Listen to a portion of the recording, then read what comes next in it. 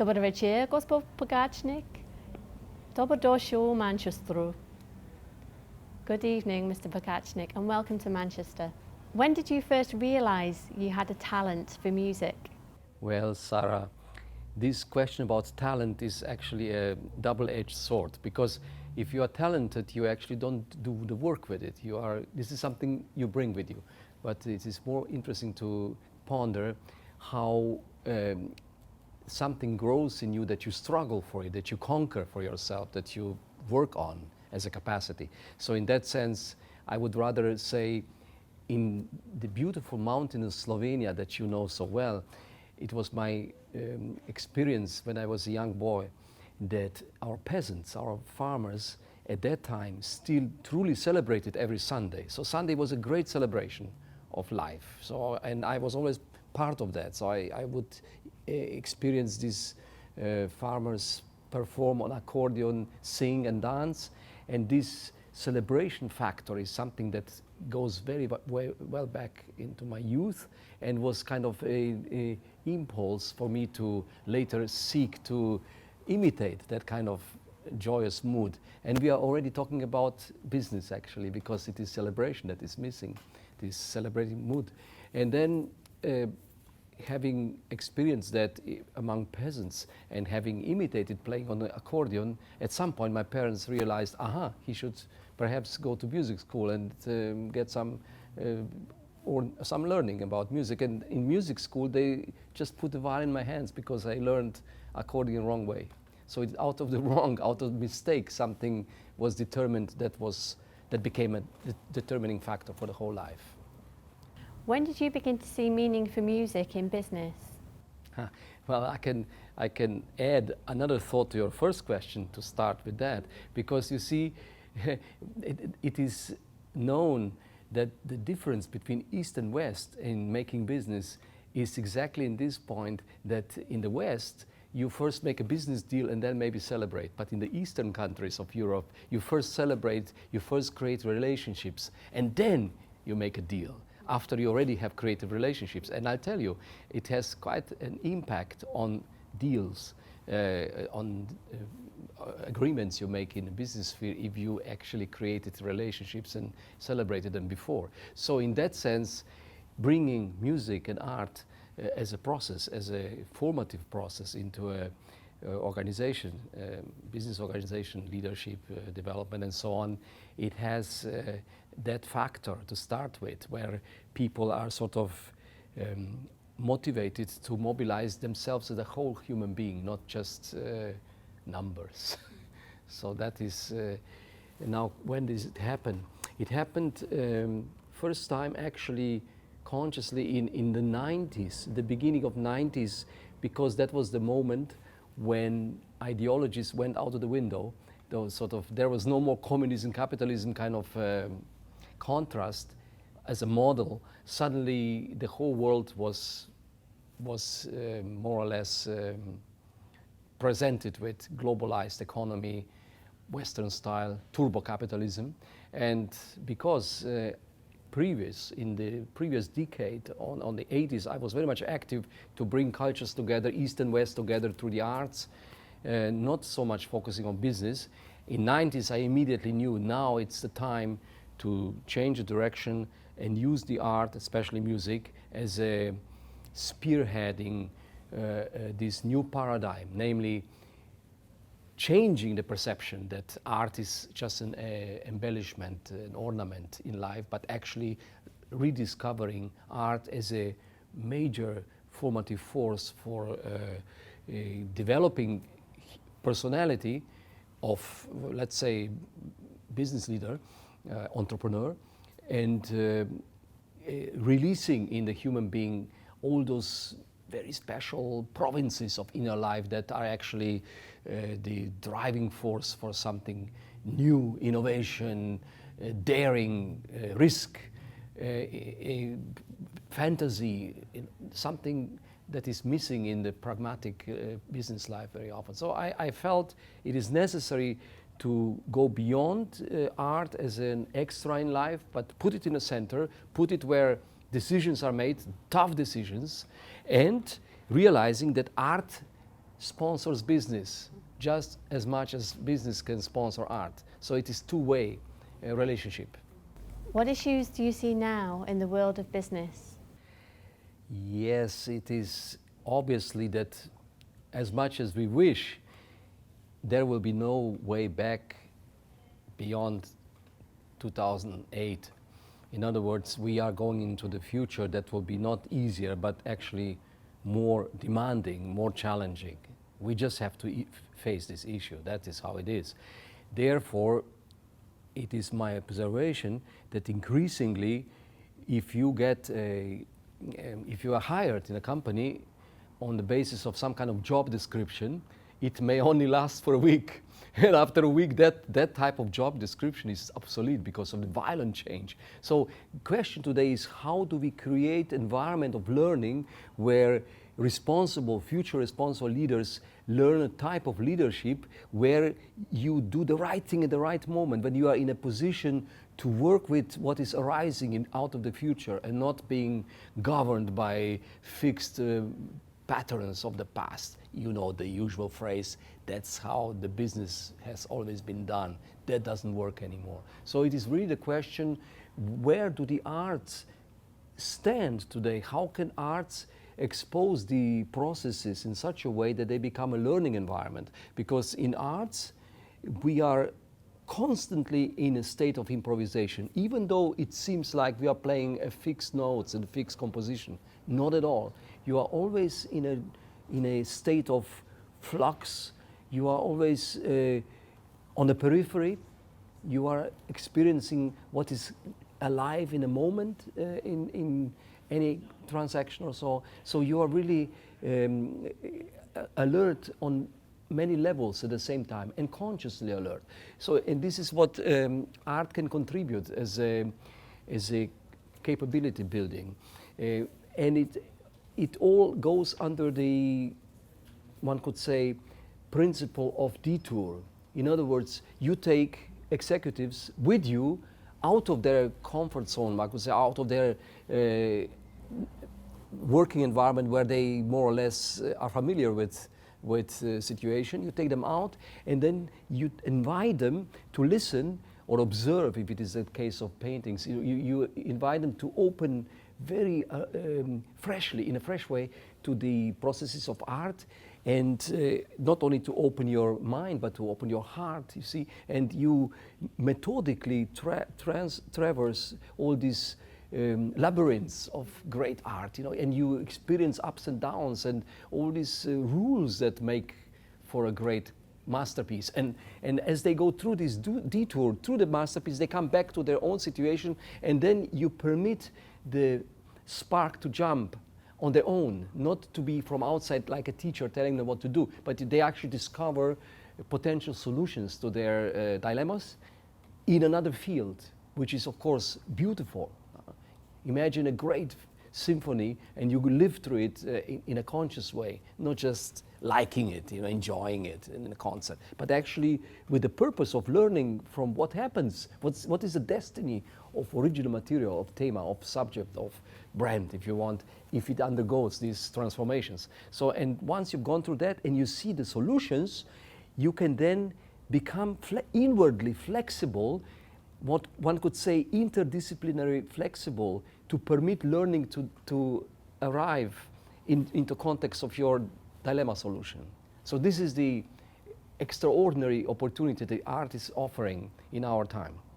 And there is value added, because if you as a manager learn to manage by learning how to see Rembrandt or Picasso or so, how to really permit a painting to form you, not to react to it and like it or dislike it, but actually permit the masterpiece to make you another human being, so to say, at least for the moment when you are dwelling or in its forms and colors and rhythms and all that, and the same with music and other arts. So if you permit this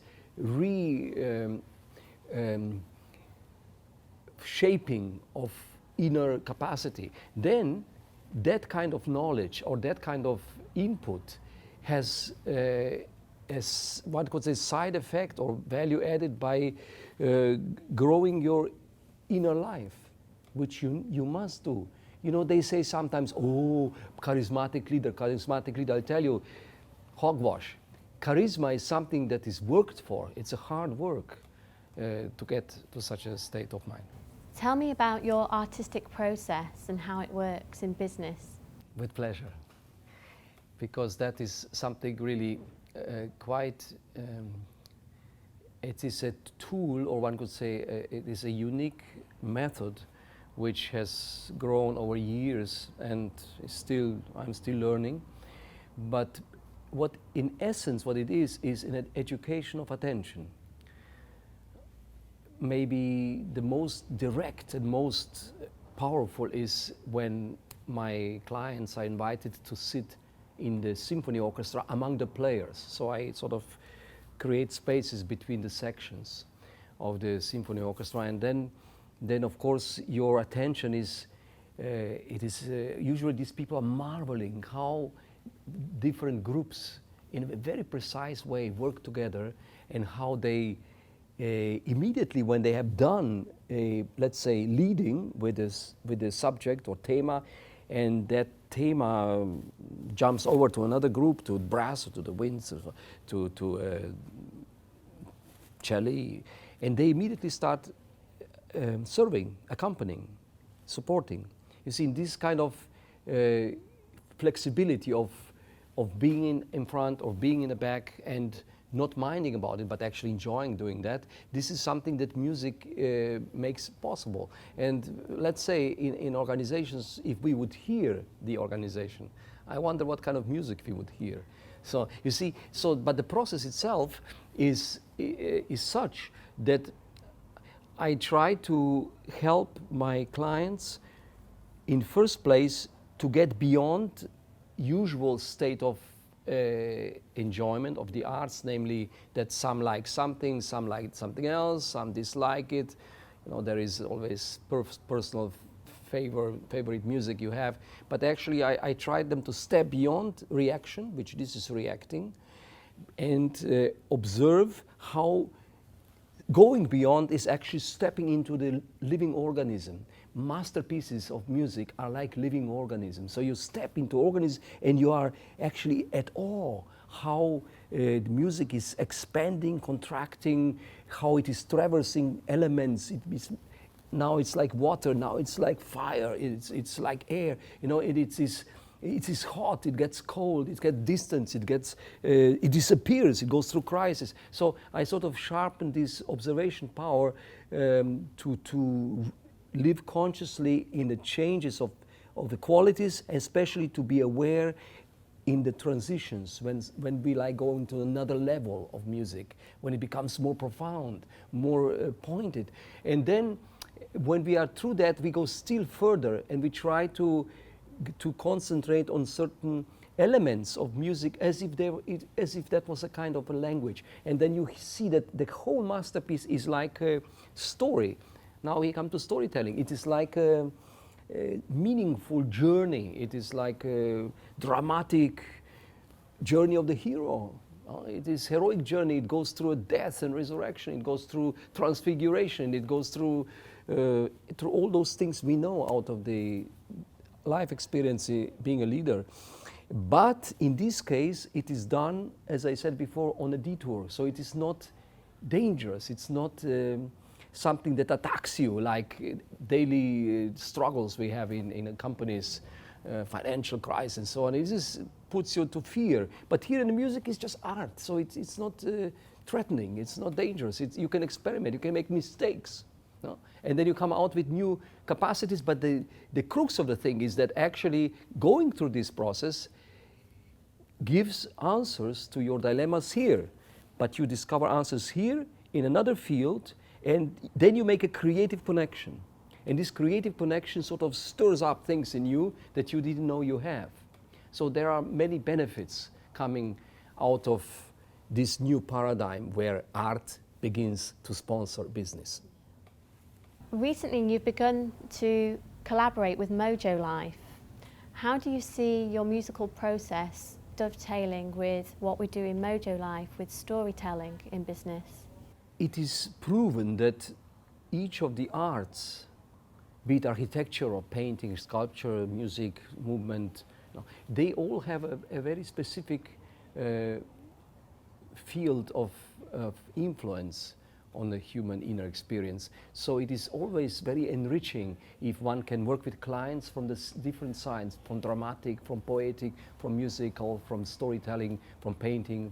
So always when there is opportunity to increase the number of the artistic profiles, is a greater opportunity to create this learning environment for executives. What is important is that once you have taken through storytelling, through music process, and through other artistic experience, once you have taken the clients and the leaders, business people, through this experience, it's important then to come to the possibility where they go into small groups and work on this experience. It's not enough to just like it and be excited about and inspired. It is important to bring this now down to the concrete dilemma and problem that it needs to be solved, and then find imaginative and fantasyful solutions. And for those continuations of artistic experience, there are many possibilities, and we are developing different models to do that. But it's important that participants who are in this artistic journey transfer that into their own effort to come with solutions, to come with demonstration, to perform themselves, and see that is kind of prototyping for what needs to be implemented afterwards in business arena. Now, something very special is happening this summer in Slovenia. Can you tell us about that?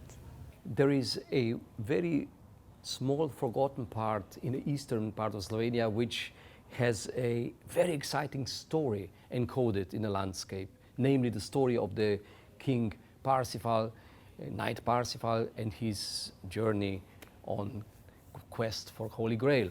This story unfolded there a long time ago in the 9th century, and after discovering this factor that in Slovenia we have such a gem story present, I understood instantly that this would be the place to bring together all these different elements that I have been for 30, 40 years developing around the world, namely the power of art to bring cultures together in the crisis areas of the world, how to work with art and business, what is the secret of bringing generations together. So all these elements suddenly fit into this little place we call Terra Parsifal. And we are creating there something I call macro violin.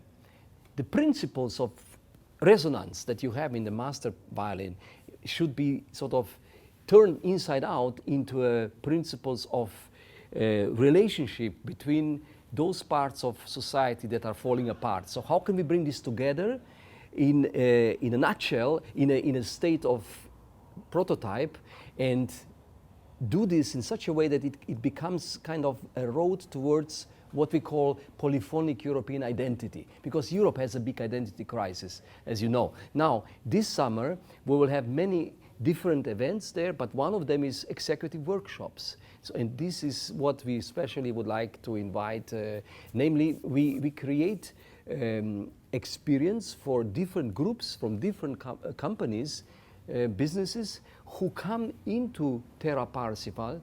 They come there to solve their own problem.